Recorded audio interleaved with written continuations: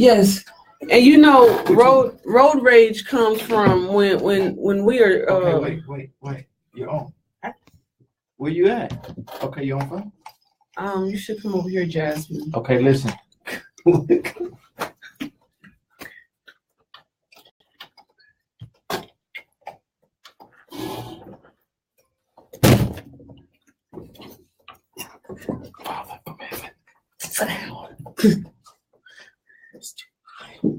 Oh gosh,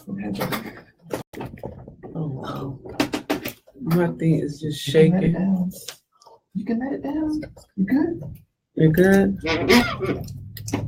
Get it together for me, Ron, please. She rolling up in here late and stuff. Talking about she had road rage. I know how you had road rage. Okay, you ready? I am so ready.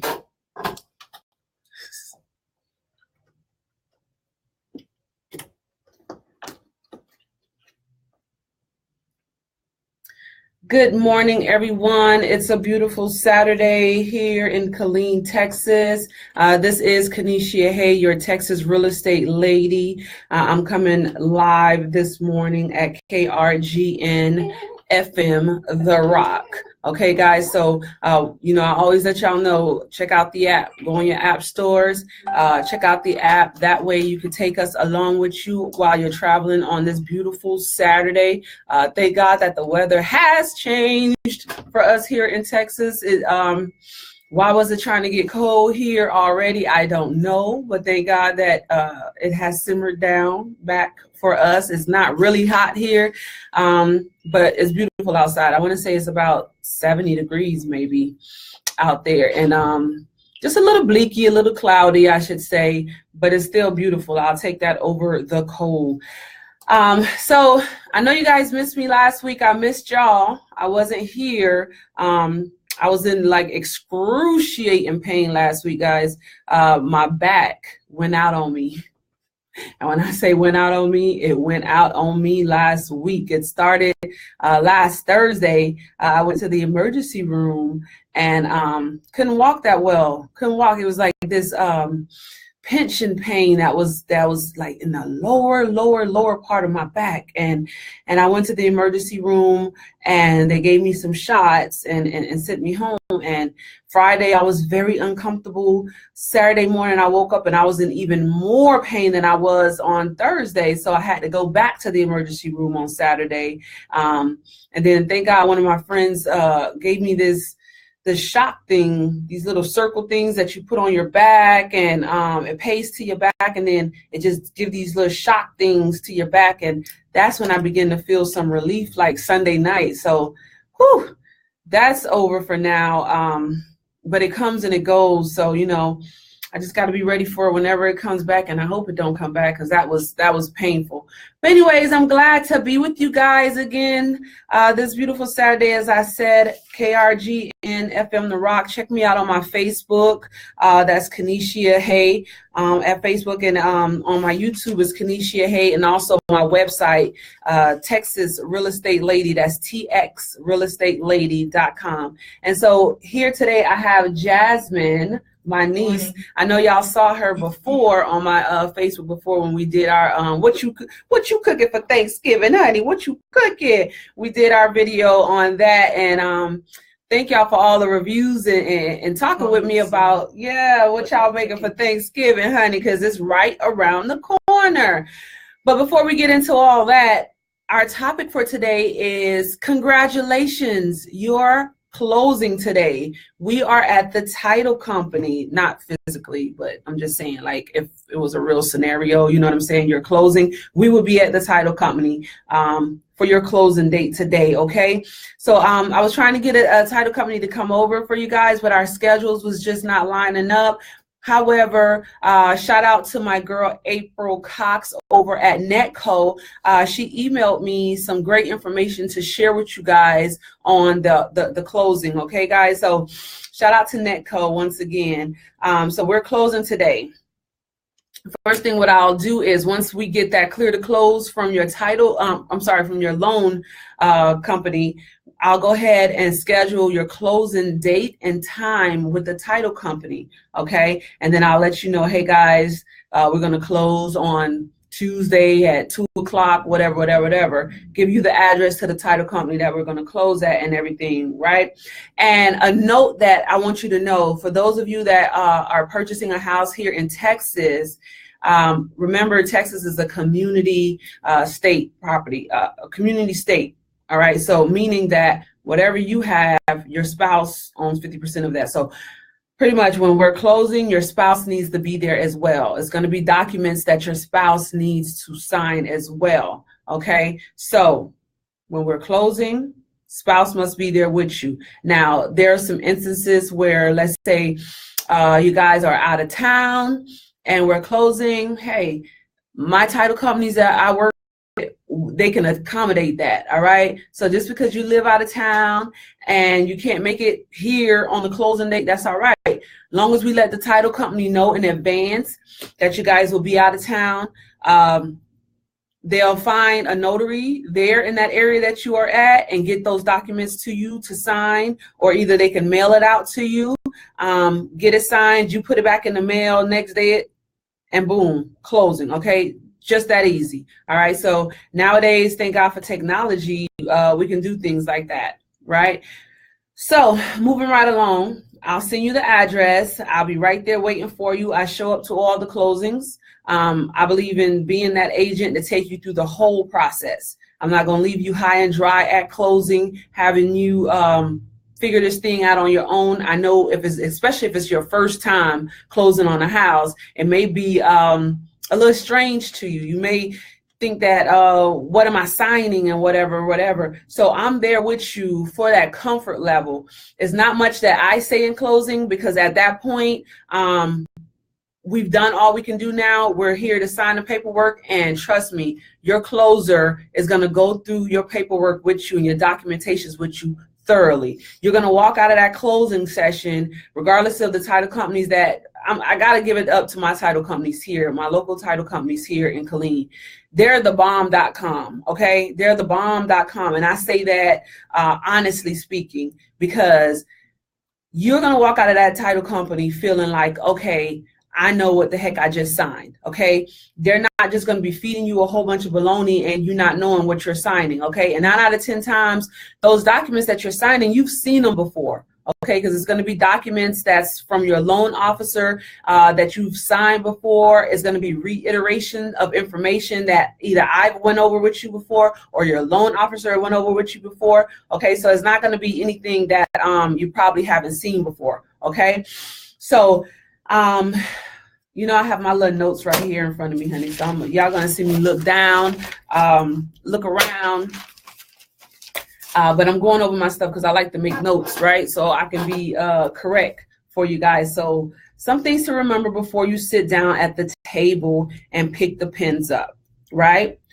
We wouldn't be here if your mortgage lender did not give the clear to close, okay? So if we have made it to the title company, you've done what you needed to do. I've done what I needed to do. Your title company has done what they needed to do, and we are closing, okay? So the docs are sent to the title company, right, from your lender, and then they're sent to an attorney to draw up the paperwork, pretty much prepare all those documents that you're going to be filling out, right?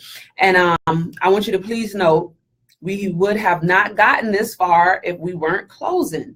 So take the time to relax, take a deep breath, and breathe, guys. We are at closing, okay? So I know throughout the whole home buying process, sometimes hiccups come along the way. I feel like no transaction is the same. No two transactions are the same, in my opinion. This may happen in that one, that may happen in that one, and throughout the process, you may get stuck, especially if you had less than great credit. You know what I'm saying? If you had less than great credit, you had some things on your credit that you were clearing up and whatever, and let's say, for instance, when your file had gotten to an underwriter, the underwriter say, hey, let me see the documentation that shows that you've close this out or that you've paid this up to date and whatnot. So, you know, you have that racing heart, like, man, I wonder if I'm going to close. I wonder if I'm going to close. They keep on calling me, asking me for this document, asking me for that document. Guys, we have made it to closing, so let's put all that to side, okay? You're going to close, all right?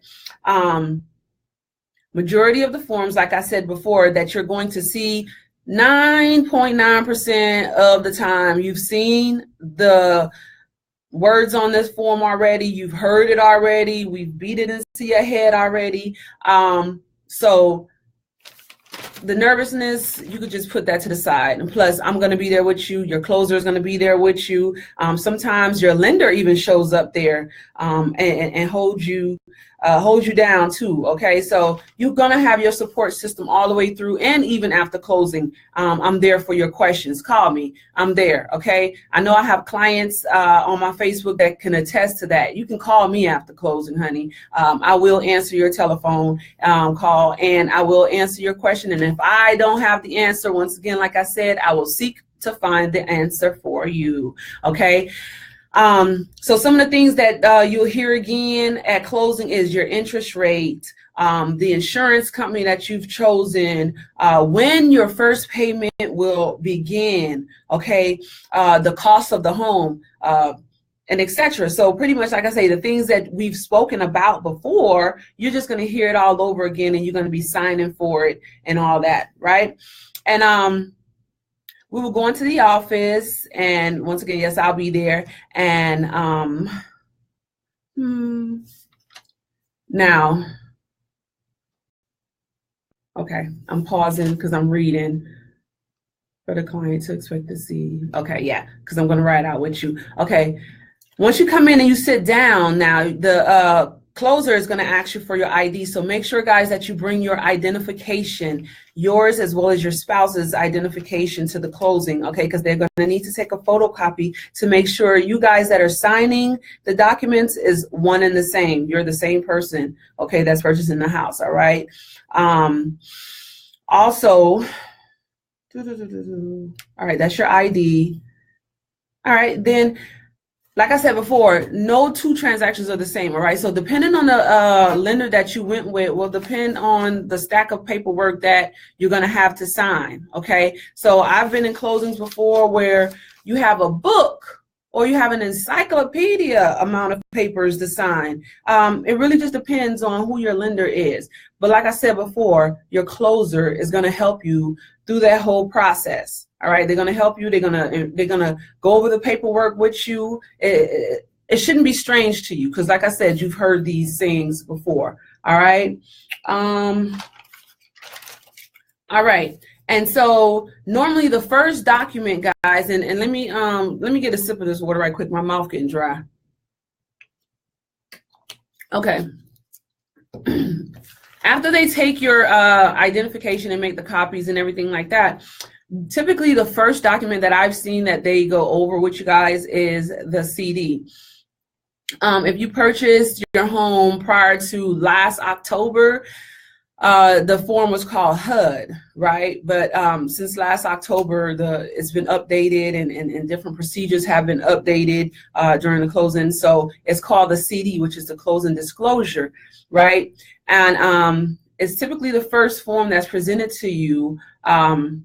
You probably have seen this before, and you should have seen it before, and it's pretty much all the numbers, all right? For instance, the left side of the CD is the buyer side. So all your numbers, the cost of the house, if the seller is paying any closing costs for you, your insurance fees, the taxes that is prorated, and so on and so forth, right? And to make you feel even more comfortable, me as your realtor, I've gotten a copy of that as well. So prior to you even seeing the closing disclosure, I've seen it also. So I've ran those numbers. Your lender have ran those numbers, and also your title company has ran those numbers. So we're all on the same page, right? So like my title company said, that the CD is not a simple walk in the park, and every transaction is different. So we couldn't just tell you, hey, this is it, that is it.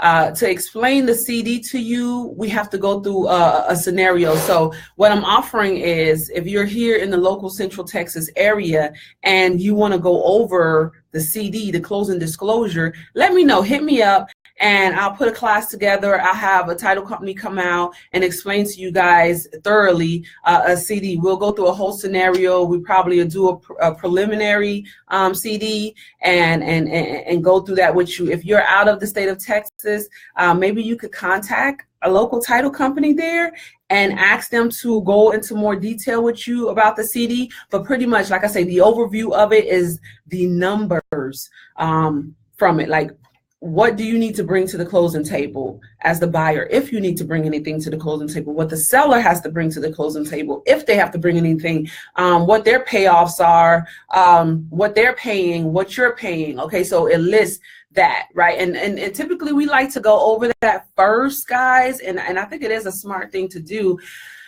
because if there's any discrepancies in those numbers, we would like to fix those before we sat there and went over a whole hour or hour and a half of closing, only to get to the end and be like, hey, that number doesn't match up to what I saw yesterday, or blah, blah, blah, blah. So we go over that initially in the beginning so we can get anything ironed out that needs to be ironed out, okay? And so,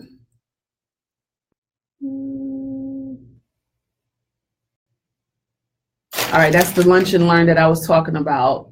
Okay, so, and then I wrote down a note for myself, and I said that the CD is pretty much like a balance sheet. It tracks your credits and your debits, but it's put in such a simple form so the clients will not get confused. Okay, so that's what it does, and it just lists, like I say, everything that the monies, where the money's going, you know, because I'm a type A personality, so I like to know where my money is going. So if you're just like that too, this is gonna help you. And then also, guys, prior to us coming to closing, you would have seen already your title search. The title company does a title search for you, right? So they're searching to make sure there's no outstanding liens on that property. So they're going to do a title search for you. So like I'm saying, and I know I'm reiterating it over and over to you, but by the time we get to closing, 9.999% of the time, everything should be already ironed out. Okay, we should just be there for them to go over those documents with you and for you to sign. We shouldn't really get to title and there should be a whole bunch of, oh, I didn't know this, and oh, I didn't know that. No, that should be already ironed out. Okay, and that's the reason why the whole change happened in last October the 1st too, is for there not to be those last minute hiccups that sometimes used to arise previously. You know what I'm saying? So we pretty much know at closing, just sign and let's close. All right. My title company, I asked them, what is the purpose of a title search? Right? Well, what is the purpose of a title policy? And she said, title insurance is a form of insurance found in the United States which insures against financial loss from defects in title to real property and from the invalidity or unenforceability of mortgage loans. The vast majority of title insurance policies are written on land within the United States. And then I asked her, what is the importance of having this title policy, and what areas of the title policies should people look over very carefully? And a title examination is conducted in the county where your interested property is located by a professional title examiner. Okay, so you have a professional that's going to be looking over your title of your property to make sure it's purchasable.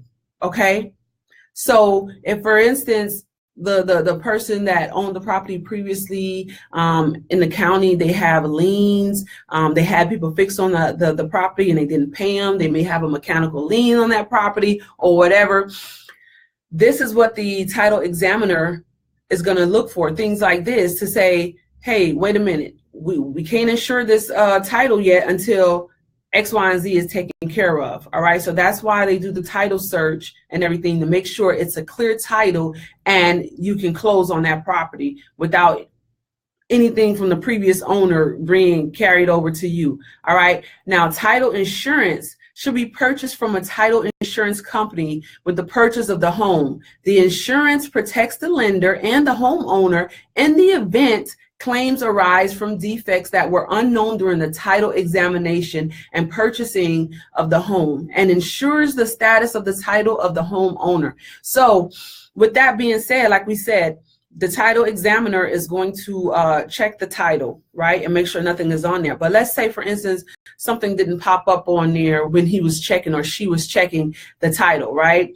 And after the closing of the home, someone comes back and say, hey, you owe me for blah, blah, blah, this property, blah, blah, blah, blah, blah, and something comes up. The title insurance is ensuring you that you will not be responsible for that.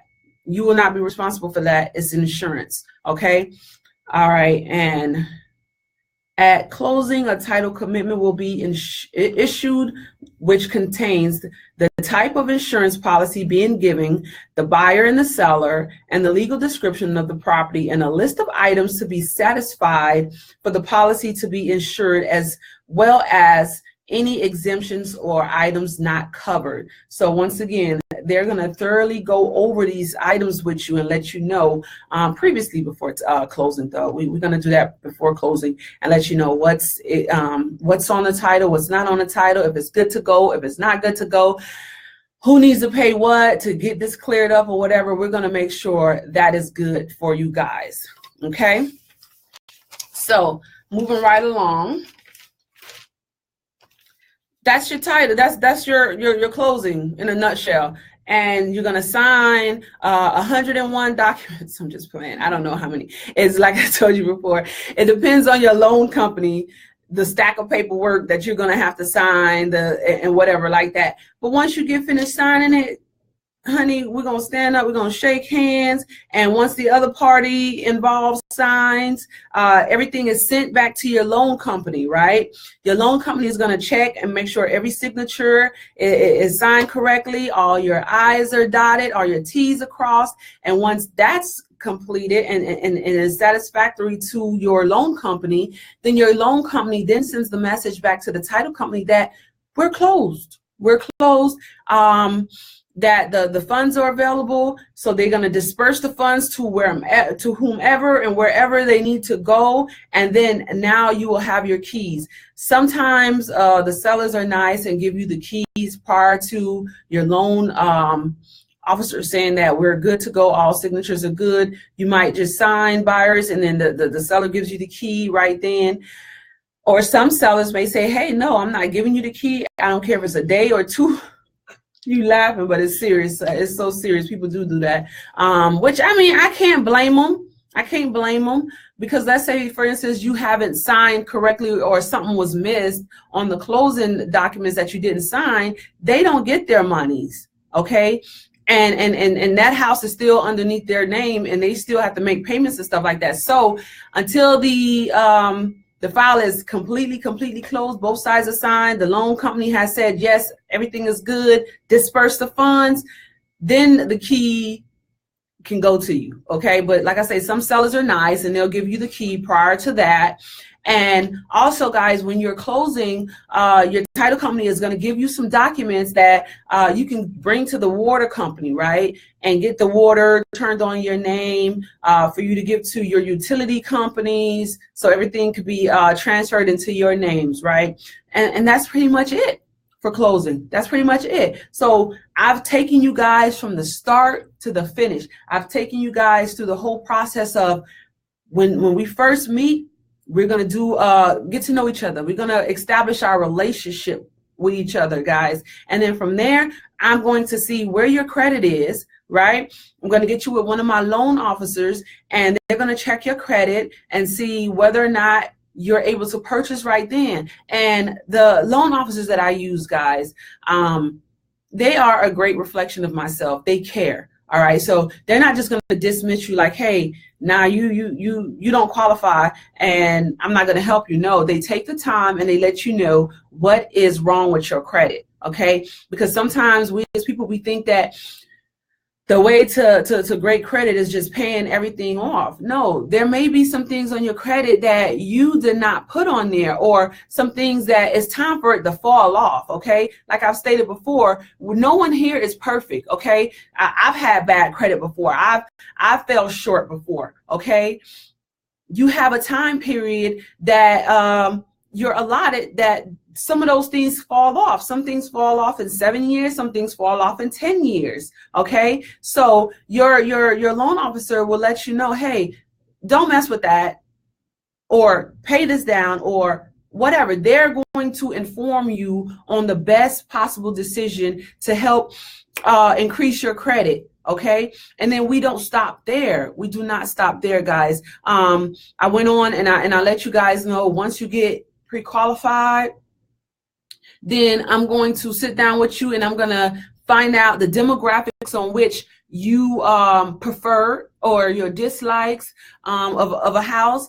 And I'm going to find those homes for you. And I know we live in that day and age of technology, guys. So y'all already looking at homes online that you are interested in. So, check out my txrealestately.com. That's a great website for you guys to go on and search homes in this local area. But anyways, we're going to look for these homes for you.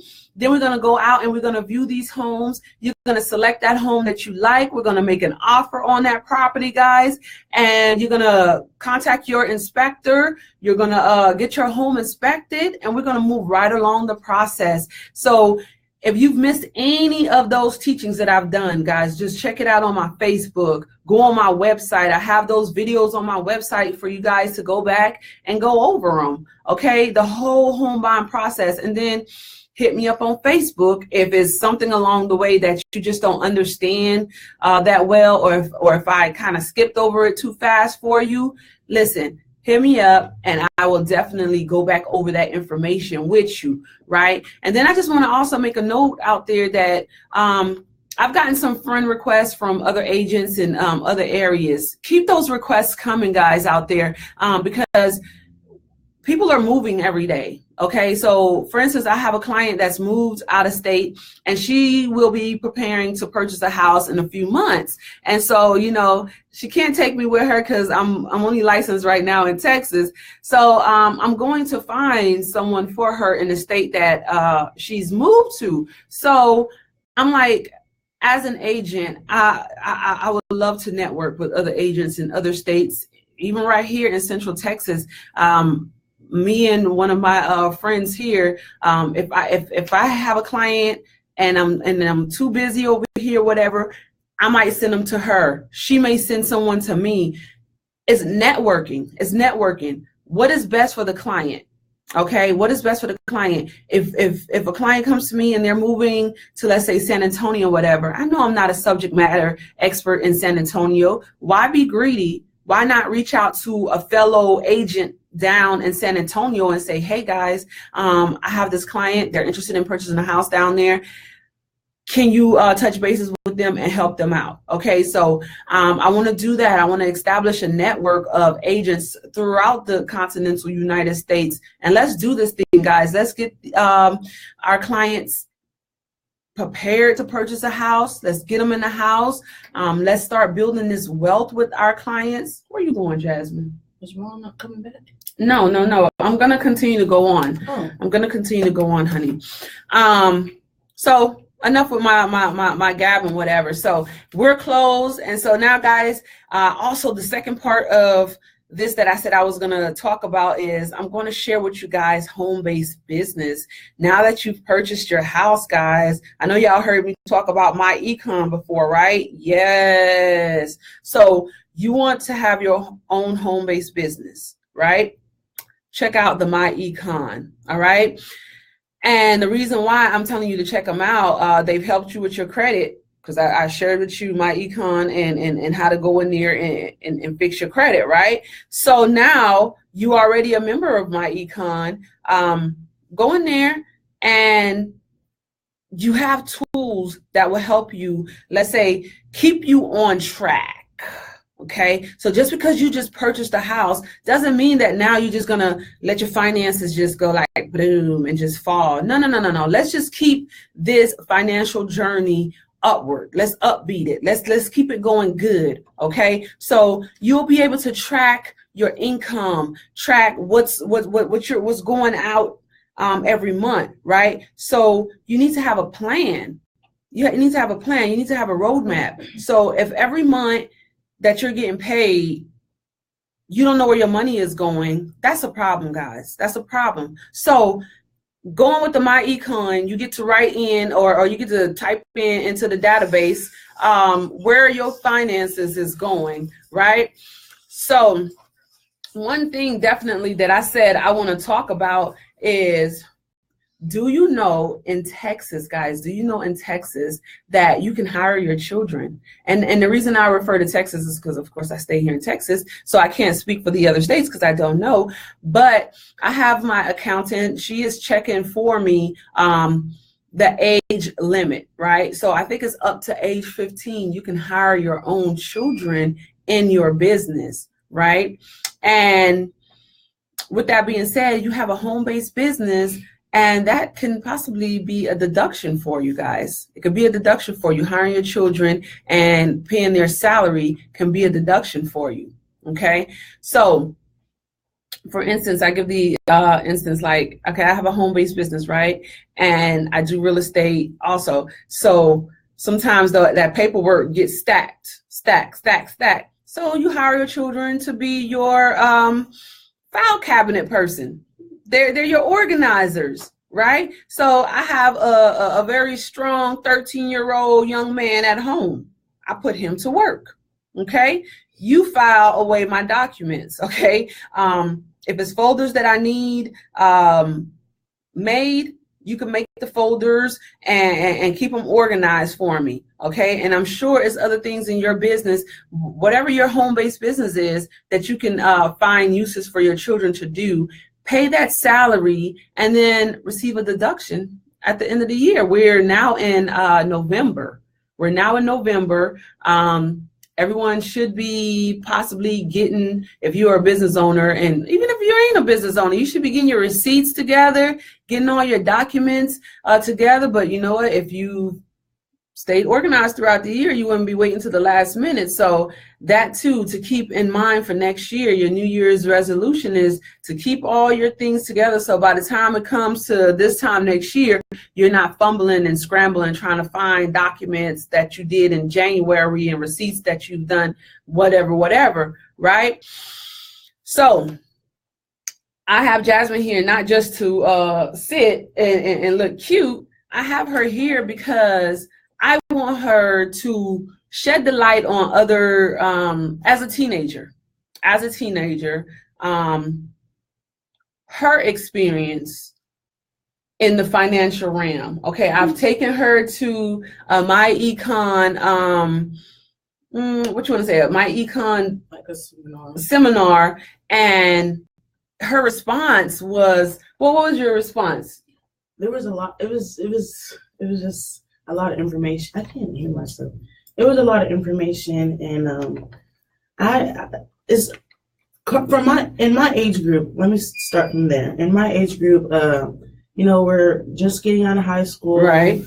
And there's just like, okay, so what's next, right? And high school sets you up for college, but they don't set you up for the real world. You better preach. So there's people that, take the college route, whatever, blah, blah, blah. But then there's the people that is just like, okay, well, I need to work.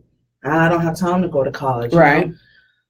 So there's just different routes that people take. So being from my aunt, mm-hmm. She has taught me a lot of things about finance, and I'm very stubborn, but a lot of kids are. I listen. Sometimes she might think I don't, but I listen to her. She talks to me about my credit and what I need to do, and just life. And life. Growing up, right? And I didn't grow up with a silver spoon. I didn't grow up with I like to make the joke, I didn't grow up with a wooden spoon. We were poor. Okay, we were poor growing up. You know what I'm saying? And a lot of us growing up, no one took the time to just pull you to the side and say, hey, your credit is going to mean something to you later on in life. You know what I'm saying? You're young now, but you're going to be 25, you're going to be 30, you're going to be 35, you're going to have a family, and prepare you for that. I started working at a young age. Shout out to West P. Rhine. Back when I was 13 years old, they had the West P. Rhine, I think it was Optimist or something like that program. And we began summer employment around age 13, right? It was like just like a little summer program that was going on in our community. And from then, that would have been like a great time for someone to just grab you and say, hey, when you get paid, this is what you should do with your money. This is where you should allocate your money to, okay? Don't think that your kids are too young to start learning finances. They're not too young. And some of the information, yeah, they're young. Some of it may go out the window. Some of it may not. And then, like, I have 3 boys, and then Jasmine is here with me as well. All your children are different. Okay, some things, some of the kids may grab, some things, some of the kids may not grab. Okay, and like, for instance, my middle son, Daniel, right? He grabs the mere fact that when we go into a store, he's checking the price. He's going to check the price. All right. Or if we're going to go buy something, he's like, well, mommy, how much does that cost? Isn't that a little bit too expensive? And then I see with my oldest son, right? He's 13. Oh, he'll spend your money quickly. He'll spend your money quickly. But when it comes to his money, he's frugal. He is very, very frugal. He will not spend his own money. You'll look in his little wallet and you'll see money in his wallet. Okay. And you're like, but how come you're coming to me asking me to buy you some shoes and you have money? Okay. And that just comes from me telling these kids, listen, stop running out buying candy. Stop running out and spending your money here and there. Put your money away, because when it comes to a time when you're going to really, really want something, you want to have that money available. Okay. You're going to want to have that money available. So many of us that have children, guys, I would just say, talk to them about finances. Talk to them about finances. Talk to them about credit, the importance of it. Okay. The importance of having credit. It's important for jobs, okay, because some jobs, like for instance, I'll give a perfect example in the military, for your secret clearances or your different clearances, they're going to check your credit, okay? And if your credit is not up to par, you're not getting that, okay? And some other jobs, they check your credit too. And then for instance, all right, I mean, we're talking about purchasing a home. To purchase a home, you're going to need to have good credit. It doesn't have to be great credit, but think about it, guys. If we start from age 18 being taught how to properly do our credit, look at by the time you're 25, you're 30, it's going to be a well-oiled machine for us, right? And instead of our kids making the same silly mistakes that we've made, they can make better choices because they're giving the tools to make better decisions. If my kids go out of my home when they get older and they have jacked up credit, Lord knows no one can come back and say, well, you ain't teach them. I've taught them, and I know I've taught them, okay? I've taught them the importance of self-employment, okay? I'm teaching them that. Yes, I am. I'm teaching them the importance of it. I'm teaching them that, okay, going to college is not just about checking that block to say I went to college. Having something underneath your belt. Having something underneath your belt, having something to fall back on, okay? And not just going to college just to say I went to college. Go to college and learn something, okay? Go to college and learn something. Don't go to college and get in debt, okay? Go there and learn something. Don't go there and play around. And because by the time you blink, those 4 years will be over with. They'll be over with. And then real life is going to set in. Okay, you can only work those small jobs for so long and continue wishing and hoping that you want something greater. Okay, so with that being said, and with saying that, education also, say you talk up a little bit, Jasmine.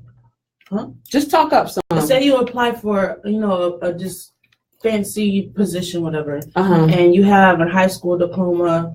Somebody comes in there with an MBA, who do you think is going to get the job? Right. Right. You know? Right. Just saying. So it's very important that education, and like I tell my little ones, pay attention in these classes. These teachers that are teaching you guys, be respectful to them, because the things that they're teaching you in first grade, second grade, third grade, you're going to see it again in high school. It's just in a greater form. It's just a greater form. Pay attention. But, you know, I do wish there were like more financial classes to teach you how to money while you're going through classes and stuff. And I also wrote down here that I remember vividly working as a teenager, and I worked and I would just spend my money. You know what I'm saying? And as I got it, it was just gone out of my hand. No one ever said to me, girl, you know, you're going to get older one day, and some of this money that you're wasting on foolishness. And I understand you want to enjoy life. Enjoy it. Enjoy life. But never forget that we're going to age. We're going to age. And it's going to come to a point where it's going to hit you like, oh my gosh, all that money I wasted, all that money. You know what I'm saying? So like my niece says, she's stubborn. It's a lot of times I got to reiterate over to her more and more, like, Jasmine, why? Why did you buy that? What was the purpose of that? Did you really need that? You know what you could have done with that money? Or sometimes when I do go to buy something, I'll be like, I wonder what young lad would say. That's what I call her. I wonder what would she say? I'm like, no, I don't need it. You don't need it. You do not need it. So it's some things that you can splurge on, guys, but it's some other things that you could just say, nah, I don't need it, right? I don't need that right now. And like we're having credit cards. That's one good thing I'm teaching her right now. Don't be scared of credit cards, guys. Credit cards help you build that credit, okay? Secure line of credits help you build that credit. So what I've done for her, and what I'm going to do for the boys when they get older, is you're going to get a credit card, but I'm going to manage that credit card for you until I feel like you're a well-oiled machine and you're able to do it. You're able to do it. Sometimes we throw them out there in this world to just be munched up on. Y'all know the credit industry out there. They're going to throw them credit cards. They're going to get credit cards. And without that training of how to correctly use those credit cards, they're going to end up the same place where we were, where I would say me, I can't speak for everyone else. I was in debt, okay, trying to figure out, man, how did I get here? How did I get here? Because they'll give it to you. Yeah, they'll give it to you. Are they going to tell you your interest rate is such and such? So when you spend this amount, we're going to take out this amount for interest, and only this amount is going to go towards your principal?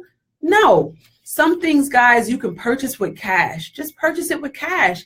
And my theory is, if it's not something that's going to save your life or save somebody's life, I don't think it's detrimental. Okay, it may be just a want. And if it's just a want, if you don't have the cash for it, maybe you don't need it. Think about it like that. You may not need it. And if it's something that you really, really want, save up for it. Save up for it. Okay, I'm teaching these kids right now, save up for it. And at the end of the year, what I do, like, I go in his little wallet, all that little money that he wants to save up, and I go put it in his bank account. My little ones, they have their little saving pans, their little saving cans, right? And any money that they get, or throughout the house, if somebody drop a dime or a quarter, or I put change somewhere and they pick it up, they go put it in their little savings thing. At the end of the year, what we do is we bring it all to the bank, put it all in their bank account. Okay, put it in their bank account. All right, and it helps them, because then now it's like a competition. Oh, I got more money than you. I got more money than you. No, I'm not spending my money. Mommy gave me $1, but I'm not going to spend the whole dollar. I'm going to spend a quarter. And and I'm laughing because it's so funny, because now it becomes a competition for them. And that's great. That's great competition. That's great competition. Wealth is great competition. Let me see if I can get to this meal before him. Let me see. You know what I'm saying? Just out of fun, though. You know what I'm saying? And so another example, guys, is when I was in the military, right? When I was in the military, us military folks, let's be honest, we get comfortable. We get comfortable because we're going to get that paycheck the 1st and the 15th. right? Am I right, military people? Those that have served and those that are currently serving, we get a little comfortable and complacent, you know what I'm saying? Especially when you get a certain amount of years in and you're used to that money coming in and blah, blah, blah, blah, blah. Some people even spend before they get it, because you have some banks that deposit that check in there prior, like a day or 2 days prior to you, the actual first or the actual 15th. And especially if the first falls on a Saturday or Sunday, you get paid that Friday, right? And as soon as you get it, it's gone. Like in this community here, we're in a big military community, and you could tell payday. You could tell payday. These restaurants be packed. Nail salons. They be packed. And then you could tell when it's the off week, because nobody's outside.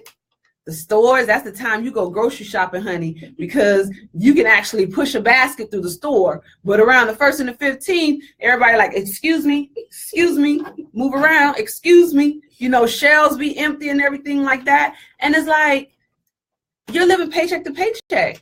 You're living paycheck to paycheck. And I was there too. But I used the analogy last time, the week before last, before I was sick, whatever, that I started paying attention to the older heads, those higher up than me. And I started seeing like, okay, he ain't driving the fanciest of the fancies, and she ain't driving the fancies of the fancies, but they got rank, you know what I'm saying? What are they doing? And, you know, they're not like running around like rats trying to see where they can pinch this and pinch that. Like, they're comfortable, right? So I just start sitting down with these guys and start trying to figure out, like, what makes you so different? And you know, the difference is having your money allocated to go where it needs to go. Take control of your money. Take control of your money. Don't let your money take control of you. Just because you have it doesn't mean that you need to spend it. Okay? Save it up. Save it up. Put it in a money market account. You know what I'm saying? Save it. Invest it. Why not? Why not? Right? So what I started to do when I was in the military, and guys, y'all could just take this as an example, because it helped me. It helped me to open up my first restaurant when I was back in Kentucky. Was I moved my pay, and you were able to do that back then. I haven't been in 10 years, so I don't know the rules now. I moved my pay from twice a month to once a month is what I did, right? Because I'm that type of person. I like to see the whole number. All right. I like to see the whole number in it. Like I told you, I'm a type A personality, very particular. Okay. So I like to see it all at once. And what I did from that was I wrote down all my bills for that month, which was, you know, your rent or your mortgage, your light, your water, all my bills. You know what I'm saying? Some of those bills are variable bills, variable meaning that it goes up and down, it fluctuates. That's your light, your water, depending on usage, right? However, some bills, they stay the same, right? So I was able to just roundabout get it close to what I will need monthly for my bills, okay? Then from there, what is it that I typically spend on throughout the month to survive? That's my food, my gas to get me back and forth to work. What did I need? Okay. And then I allocated that money to the side for that. And then the leftovers was my savings, and call it a miser if you want to, but I was very frugal. And like the last, I want to say, I think I caught on to all this maybe about the last 2 years I was in, whatever. And so what I did was I opened up several accounts. And that's another thing I need to touch on with you guys, with your kids, to open up their bank accounts for them. And once they get to this age, my younger ones, I have them with only one account, but with her, it's 2 accounts when they get to this age. And I'll explain that. So what I did was I opened up several accounts. I had the savings account, I had the spending account, and I had the bills account. Okay. So like I said, once I got paid, everything came into one of those accounts, right? Then I already knew what my bills was going to be for the month, right? I knew what it was going to take for me to eat for that month. And then the rest of it I put into my savings account, right? So what I did and what I did in my mind, because we gotta it's the battle of that mind, is I told myself in my spending account, if my spending account gets to zero balance, I'm broke. I understand that I got this savings account over there, right, that has money in it. However, when my spending account gets to zero, I'm broke. I can't go anywhere. I can't go out with friends. I can't go eat at no restaurant. I'm not going into my savings account. Only thing will make me go into my savings account is if it's an emergency happened. Okay, so it was a few times along the way where you get down to that last $20 bill and you're like, oh my goodness, I still got 2 days till the next pay. And you know what I did? I pinched off that. I got the necessities that I needed. And then you know what? Next month, I made better decisions. The next month, because guess what? It doesn't feel good being left with just $20 and you still got 2 days left.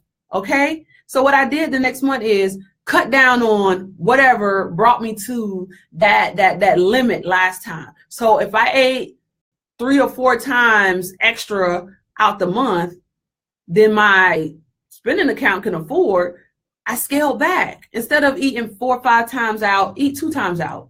Okay.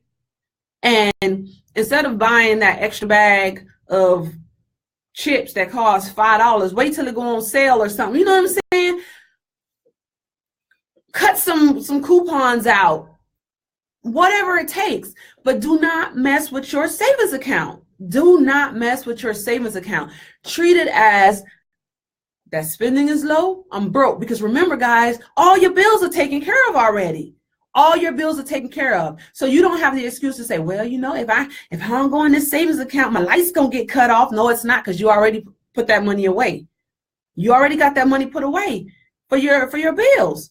So your lights is not gonna get cut off. Your water is not gonna get cut off. You're not gonna get kicked out by the landlord. Okay. So starting out, since it's fresh for you guys, open up the savings account. Open up a checking account for spending. Open up a checking account for bills, right? That way your money is not all in one spot. Because when your money gets all in one spot, let's say you go and you write a check and that check doesn't clear for 3 or 4 days, and you check back in your account because you're sitting up at somebody's 5-star restaurant and you're like, oh, I got 1,000 in here, but realistically, you really only have 500 in there, right? Then now, once that check clears, you're in default. The bank is charging you fees because you've overdraft. You know what I'm saying? But if you have those money allocated and you have your bill pays or whatever it is, however you make your payments set up for that bill account, honey, you can rest well at night knowing that your bills is going to be paid. Okay, so let's give a dollar amount example. Let's say you get paid $2,000 a month, right? Your rent, your bills and everything, let's say those come up to about $1,200 a month, right? Put that to the side into your bills account, right? Oh, you know what?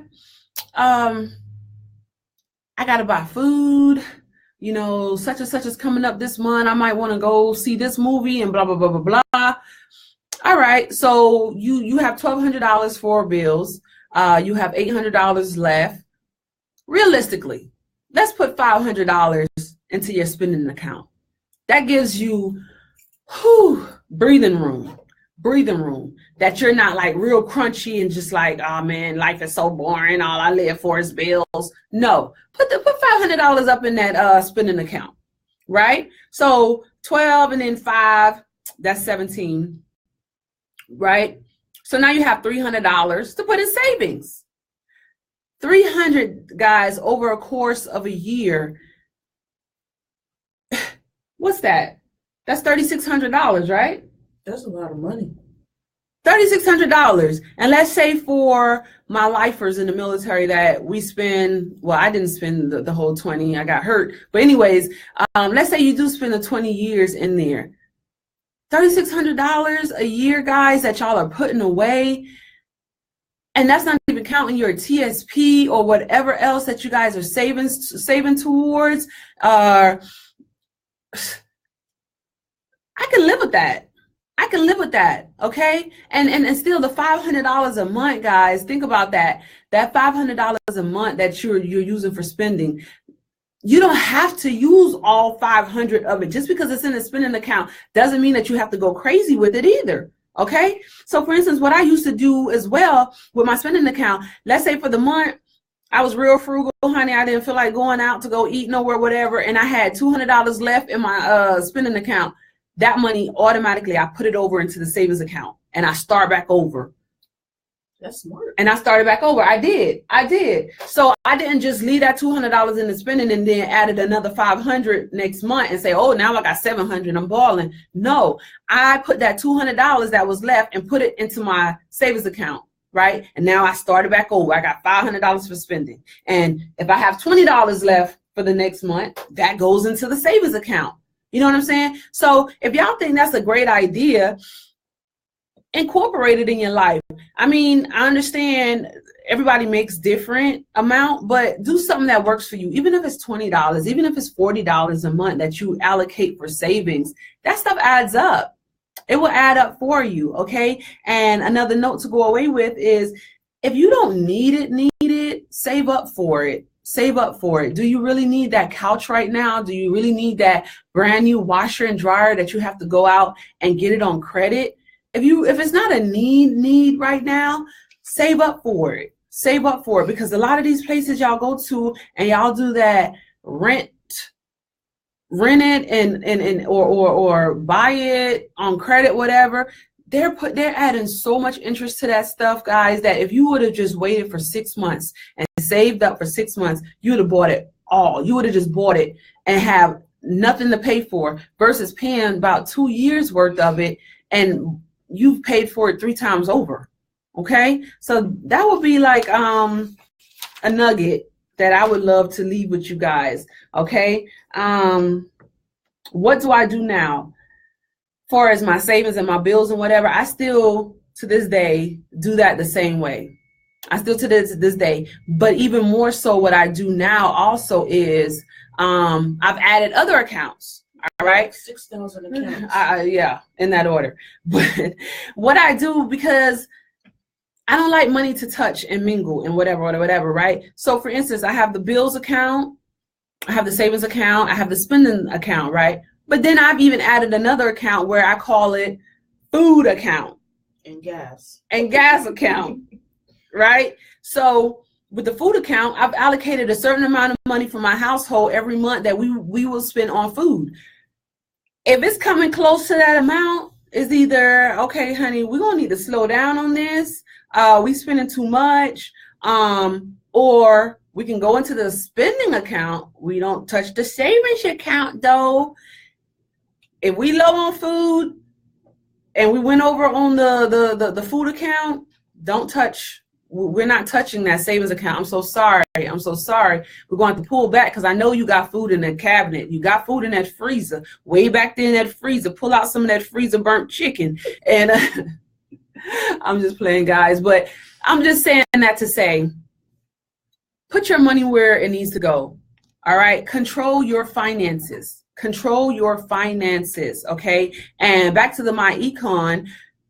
In that My Econ, the tools, some of the tools that they provide you is you can allocate. Well, it will help you to allocate where your money needs to go. It will help you to say, hey, I'm going to pay down this debt right here. And then once I pay this down, I'm going to go and use that same money and I'm going to tag it onto this and I'm going to pay this down and I'm going to pay. Okay?